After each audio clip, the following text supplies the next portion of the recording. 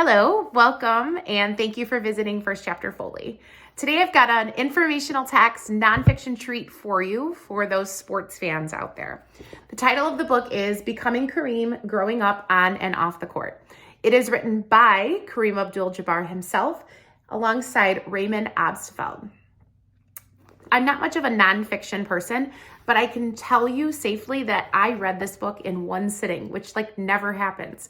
So it's a great read. I'm going to go ahead and read you the introduction of this story.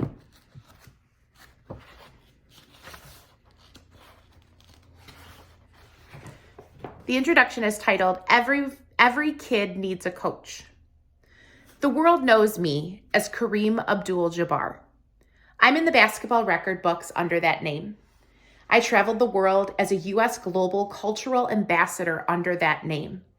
Google lists me about 500,000 times under that name. I was inducted into the Basketball Hall of Fame under that name. I received the Presidential Medal of Freedom from President Obama under that name. Part of that name has been passed on to my 5 children and to my grandchild. But that wasn't the name I started life with or grew up using. When I was a child, my friends and family knew me as Louis Elsendor. Everyone called me Lou. When I was 24, I changed that. My team, the Milwaukee Bucks, had just won the National Basketball Association Championship, and I had been voted the finals most valuable player. Everything was going perfectly. The fans were cheering my name, Lou, and the sports journalists were writing about how bright my future would be. I was at the height of the success I had worked so hard my whole life to achieve, which is why it came as such a shock when the day after winning the national championship, I announced to the world that I was no longer Lou Elsendor, but Kareem Abdul-Jabbar, which means noble servant of God. The world responded, huh? 3 years earlier, while still a college student at the University of California, Los Angeles, or UCLA, I had quietly converted to Islam, which I had been studying for several years. People thought it was just a phase I was going through, an impressionable college kid experimenting with alternative ideas and lifestyles, like becoming a vegan or getting an eyebrow piercing. They figured that as soon as I signed a contract for my major money with professional basketball team, I would revert to my familiar former self. But by changing my name in such a high-profile way, I was announcing on a much grander scale that I was no longer Catholic, but Muslim, no longer Lou, but Kareem, and that I had no intention of going back. Because of my fame as a professional basketball player, and because so few Americans knew anything about Islam back in the 1970s, there was a lot of angry backlash. People did not want me messing with their idea of who I was or what I represented to them. To many, by changing my religion and name, I was no longer the typical American kid playing a typical American sport, embodying typical American values. I had become something foreign and exotic, like a newly discovered species of tree frog that might just be poisonous. To me, by changing my religion and name, I was embracing the American ideal of freedom, even more than when I was Lou Elsendor. I was becoming the person I chose to be, rather than the person everyone was trying to convince me I should be. Lou Elsendor carried the name and religion of the white slaveholder who had exploited, humiliated, and abused my ancestors. How could I allow my successes to honor the name of such a villain? Instead, I decided to adopt the name and religion of many of the Africans who had been kidnapped and sold into slavery. Those were the people I should be honoring. But many who learned of my decision were furious. Reporters wrote nasty things, fans wrote outraged letters, and many people even threatened to kill me.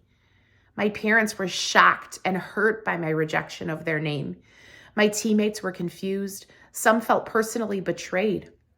Despite all that, I knew I had made the right choice because I was, after all those years, finally who I wanted to be. The long road to discovering who I wanted to be was not straight or easy. I made mistakes, plenty of them. Fortunately, I didn't have to travel that road by myself. Sometimes it felt as if I were walking alone, carrying a heavy burden on my shoulders. But then I'd look up and I'd see someone there to help me carry that weight, or to shine a light on the path ahead so I knew where to go and what to avoid.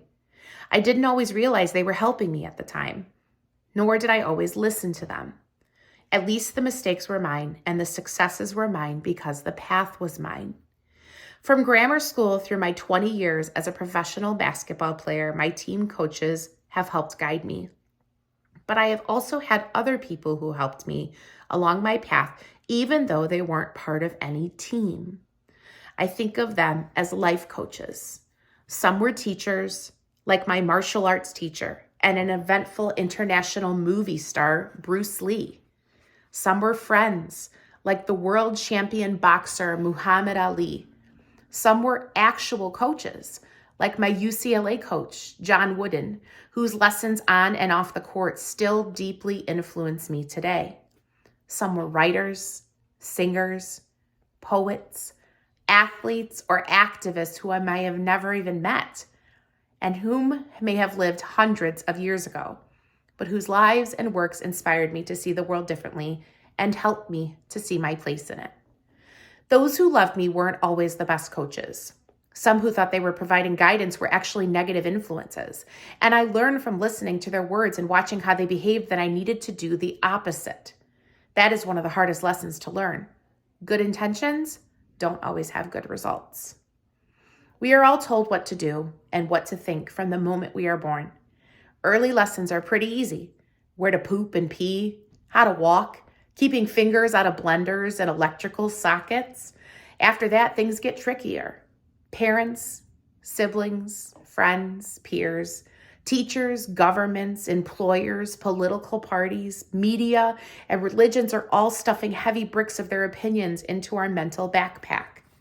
Then they shove us out the door to stagger along the path under all that weight of expectation and pressure, without ever asking us if the path is what we truly want. My journey from Lou Alcindor to Kareem Abdul-Jabbar was my quest to figure out what path I wanted. I often felt like Pinocchio, dancing as someone else tugged my strings. But as I grew older, I realized that each choice I made was me cutting another string so I could move freely on my own. Only when I'd cut all the strings could I become the person I truly wanted, and more important, needed to be. So that is the introduction for Becoming Kareem. It's a great nonfiction read that I think you will really enjoy. Thanks for visiting.